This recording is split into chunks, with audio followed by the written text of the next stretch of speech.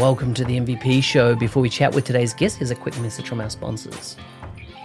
Today's show is brought to you by the 90-Day Mentoring Challenge.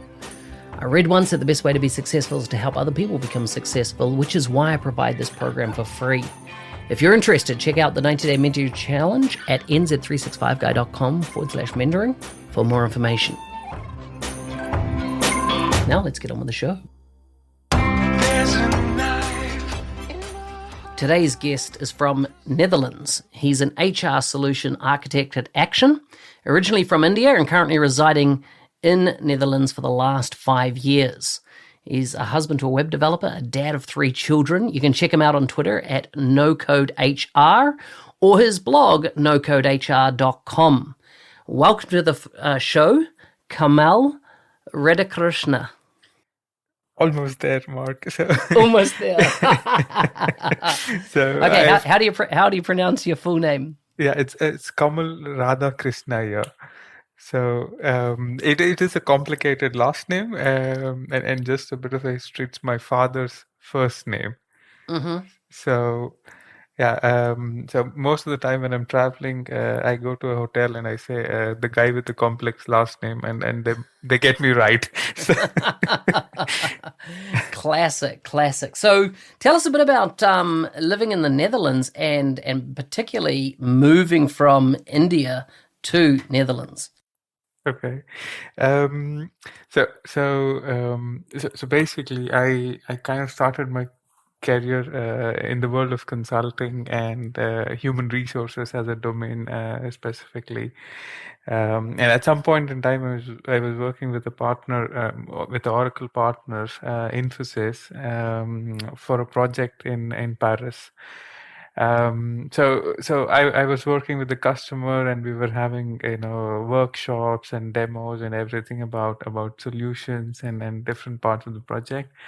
And at some point in time, we thought, okay, maybe it's better for me to be in the same time zone and a bit more closer to the customer in person. So some of the options I had was I can try going and living in France. So that was one of the options. And then my project manager, she was based out of the Netherlands. So she just mentioned that you can also try living in the Netherlands and travel to France as needed, and that's how she was managing the project basically.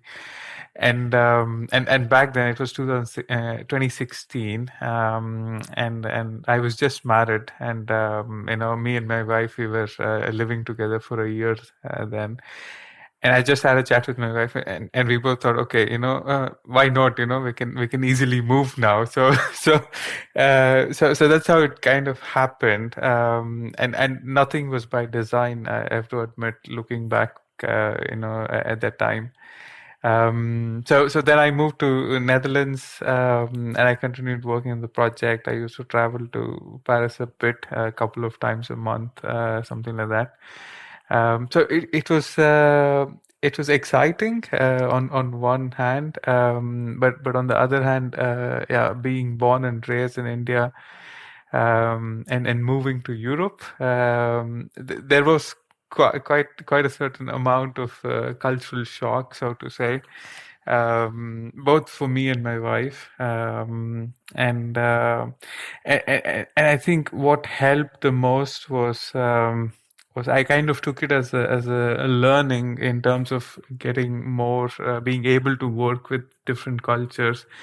It was quite interesting because I used to work with a team in India, and I was part of the Dutch office, so to say. But I was working with a French customer who had many different cultural communities in the project, like working on the project. Like there were people from Germany, there were people from Australia, for example, or there were people from US. So it was quite interesting for me, and I have to admit it was challenging at many times, because I had to take a step back and think, how does the other person look at the situation? which being an Indian, I would it was a bit challenging at the beginning, but then when I started getting more used to it and trying to reach out to people, to say, okay, this is, I want to understand more about how you're looking at this situation, and then help me out a bit. So then it was kind of a realization, so it was quite a journey, I would say, and it's not changed after 5 years. I'm still at the same point, I feel. So, and I believe that it is going to be like this for a very long time. So in those where you've got that cultural mix happening, and you're living where you are, you're working with other European locations. What's the common language that you use across all projects? And I'm talking about spoken language, not computer language. I think with me, it's English all the time. So I it's. So when I'm working with customers across Europe, it's always English. But sometimes there are scenarios, like when I'm working with a Dutch customer, for example, I do end up being part of a conversation when it's in Dutch, to a certain extent, to the extent where I can understand most of it. I try, so it kind of helps me learn the language also. But I don't dare to do the same thing with other languages. I used to try learn a bit of French when I was working for the customer in Paris, but I did not get anywhere, anywhere away from the basics, I would say. So I used to just learn some words.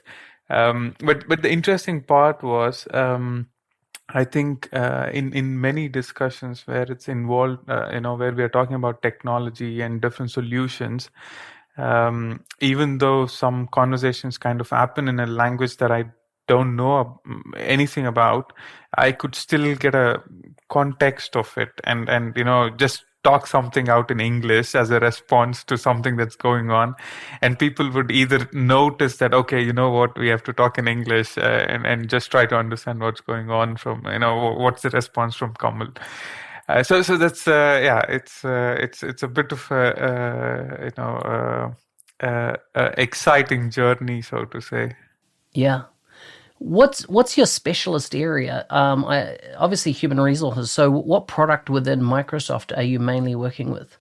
So I kind of started working with Dynamics 365 Finance and Operations when I entered the world of Microsoft, but again specialized in human resources module.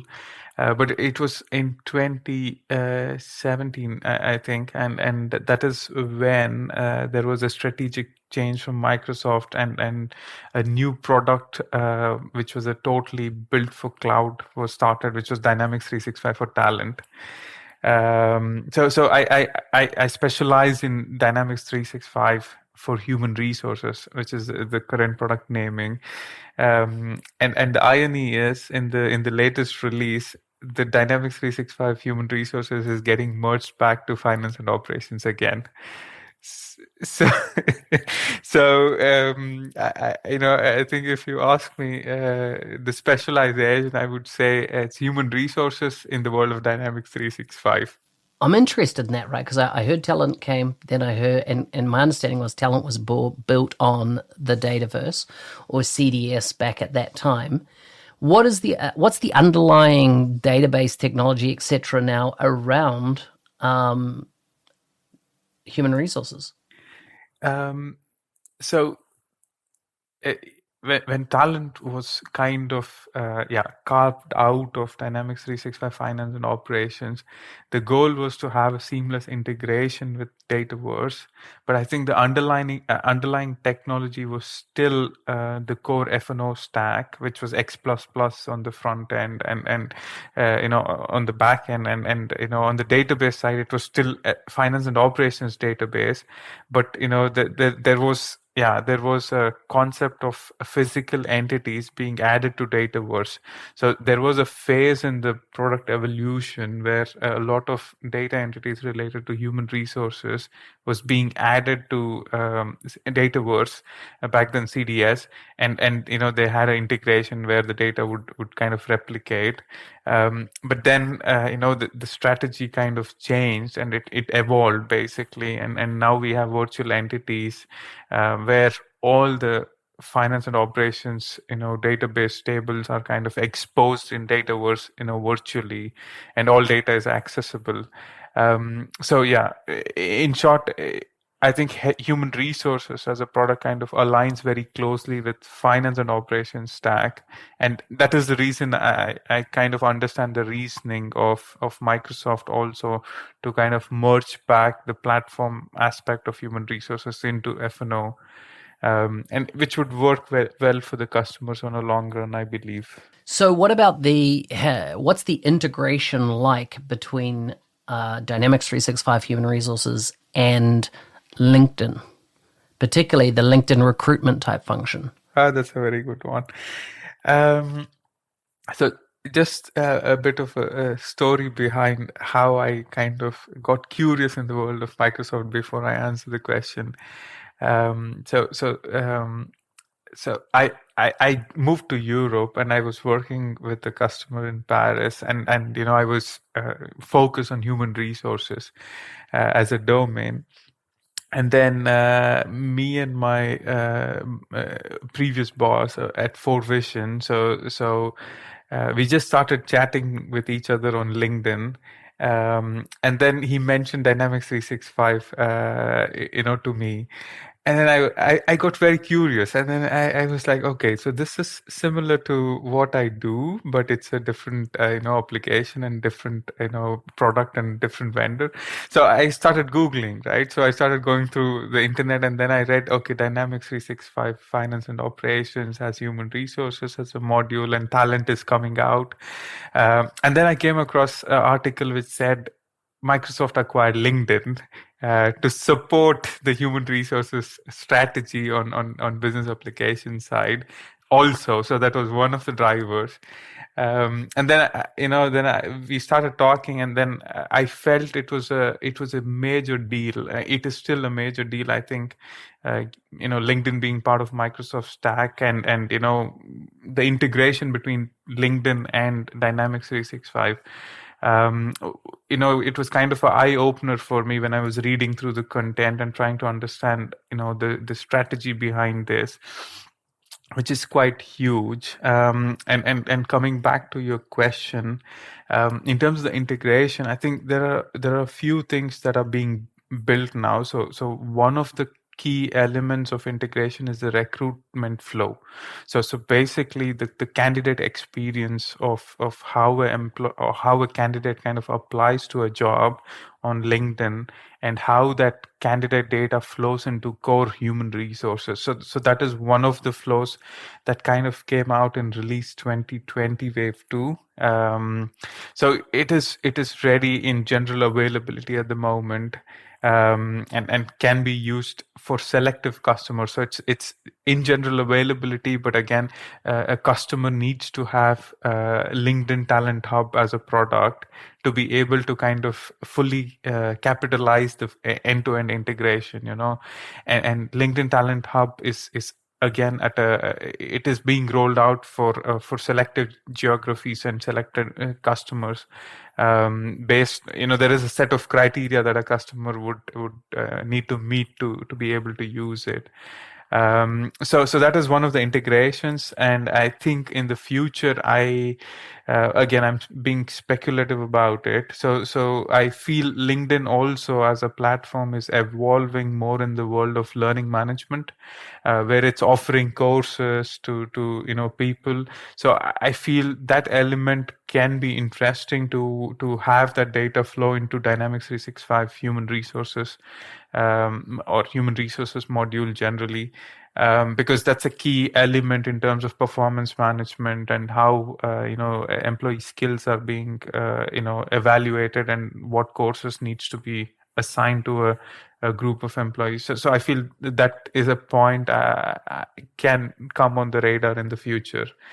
But I think there's a lot of other things also on the table, I feel, because LinkedIn also is evolving in terms of the capabilities to support talent management. But I think on the integration and extensibility part of the product roadmap, I've not seen anything else specifically in this wave, at least. So in 2021, there is a lot of focus on payroll integrations now. So LinkedIn, I think that was a key missing part that was covered in 2020 already. So it's more about customers being able to capitalize that flow and use full-fledged LinkedIn capability. So that's something I'm excited to see how it's going to progress in the coming period. Yeah, I would have thought it would have been much further along. I mean, what LinkedIn was acquired 5 years ago now, I would have thought, man, this would have been done and dusted eons ago as a full end-to-end story. You know, it blows my mind sometimes around what the thinking is behind some of how these joining comes. You know, whether it's because of anti-competitive behavior, whether it was be considered that would be an issue, you know, with the LinkedIn data, I don't know. But it surprises me. It surprises me because I would have thought it would be way more advanced, that integration story. Just like I always feel in Dynamics 365 sales, and the LinkedIn story is such a nowhere near where it potentially could be, you know, and I'm just like, who's conducting the brain trust on what's possible here? Because there's so much ground that could be covered and improved on, I feel, between the technologies, especially when you own both of them, as Microsoft does. No, definitely. And I think LinkedIn has a lot of potential to solve some of the key business processes. I think, you know, LinkedIn Sales Navigator integration in Dynamics 365 sales is also quite interesting.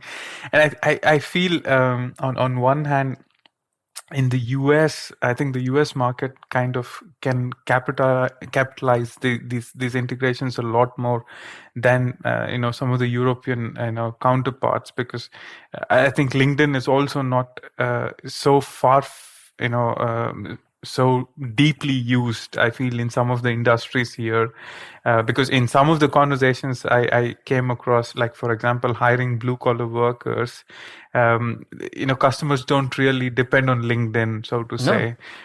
I've found that myself. Yeah. Yeah. On one hand, it's a market that can be acquired by LinkedIn, but on the other hand, you know, some customers kind of also you know, not push the discussions sometimes to kind of have these integrations come in. But I do have, you know, I do have scenarios where some customers really wanted to use the integration immediately, and they were, yeah, you know, we had some, you know, some discussions and open topics to be covered before we reached that point, of course. But I agree. I think it takes longer than we would want it to. So it's a paradox, I feel. Yeah. So finally, tell me a bit about your journey to MVP. So I would start by saying that it was a journey where I realized I could fail and kind of learn things. So I was introduced to the community at some point after I joined, you know, For Vision. And then, you know, I was curious, I was learning and exploring things. And most of the time I would try to figure out things by breaking the solution. But then I started going through the blogs from Marlin, for example, and also, you know, a lot of other people, you know, like, for example, what was going on in the world of CDS 1.0 and how it was migrating to CDS 2.0 and things. And then it was kind of a revelation for me, like, you know, the amount of support I could, you know, get being part of the community as a consumer, or, like, you know, trying to learn things. and then at some point in time, I was always passionate to write. I do write like a journal myself, just to put some thoughts together sometimes. So that passion for being able to express and looking at other people writing things, I was kind of inspired, and I thought, okay, maybe I can try this. And then I started having some discussions with people in the company, or with people outside of the company. And then at some point I thought of giving it a try, and I knew that MVP was something in the community, but I was not like aware of it to the level of detail. So I ended up starting a blog, which is focused on Dynamics 365 for talent back in the days, and I called it as HR Starts with Talent. And then a year down the line, Microsoft changed the name of the product. So, and then I was the motivation level went down a bit, I believe, and then I did not write for some time, and then at some point in time I thought, okay, I want to give it a try again, but this time I want to do a bit more research. I want to understand a bit more things from different people, and get more guidance. I wanted help, and I kind of started reading a bit more and reached out to Amy, for example, Amy Holden. I think she's also from Australia. At least she lives in Australia. She's from the UK. Yeah. So then I started having regular catch up calls with Amy, and I kind of expressed what thoughts I had and what I did in the past, and I asked for guidance. What she thinks about what I'm doing.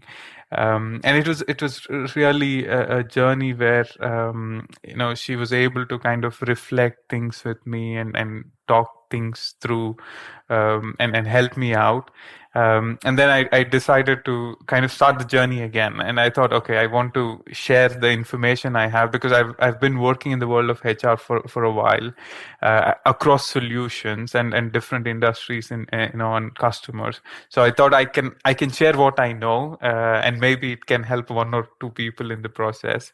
So I started the journey again, with a bit more guidance and help, from Amy, and also a bit more research.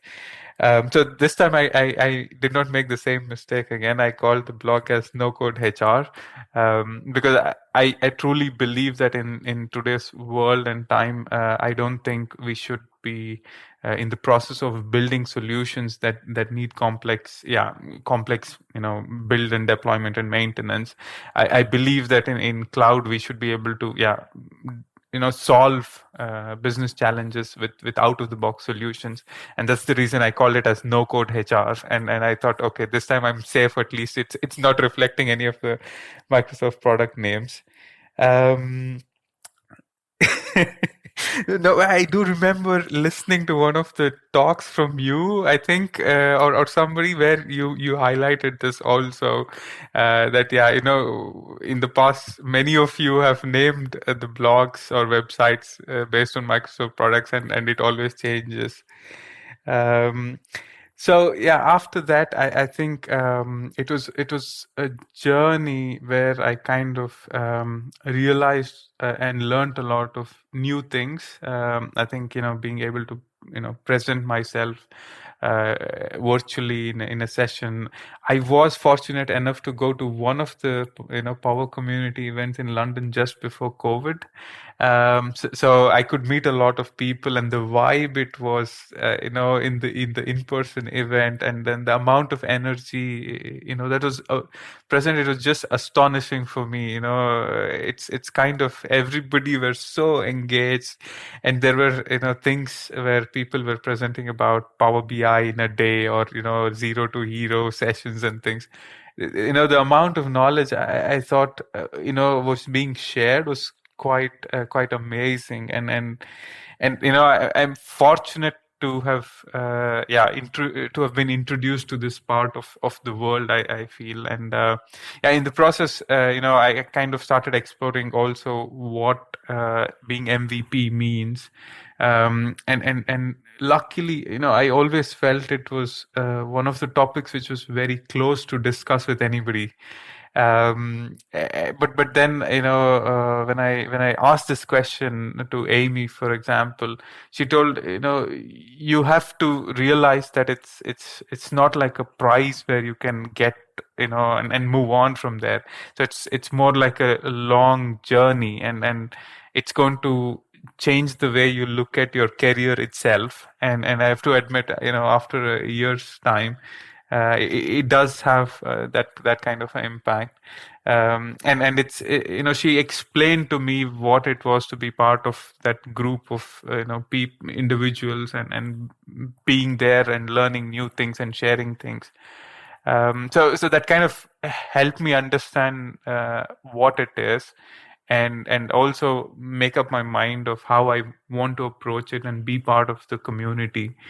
So from then on, I think I just focused on doing what I like to do, and trying to make more time for it, because I had a small child, and I was working in consulting, which would take up a lot of time from me.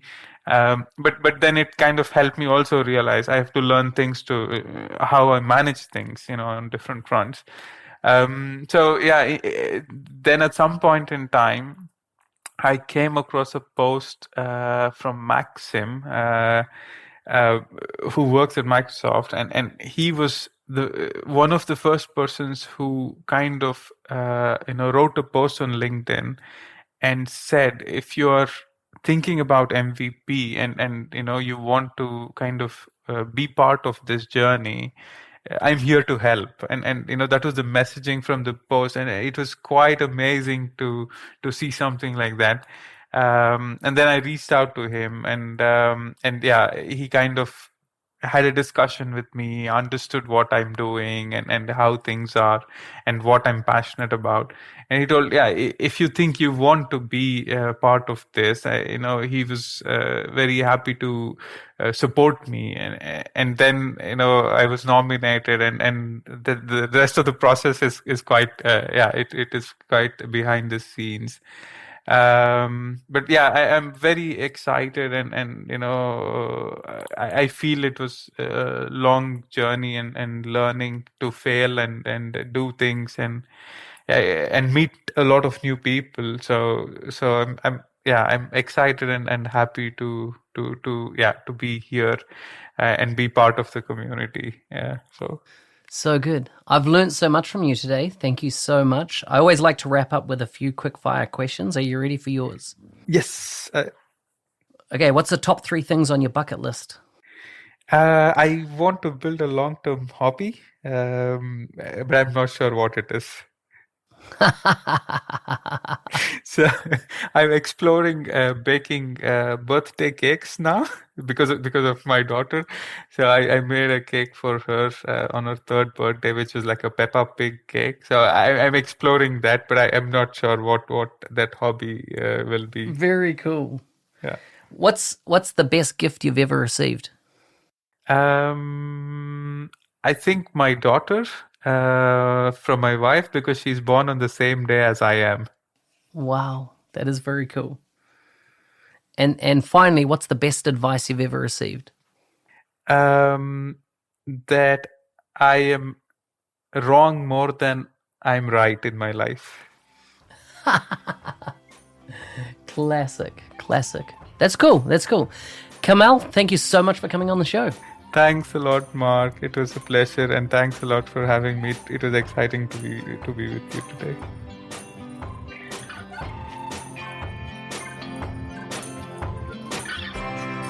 Hey, thanks for listening. I'm your host, Business Application MVP Mark Smith, otherwise known as the NZ365 Guy.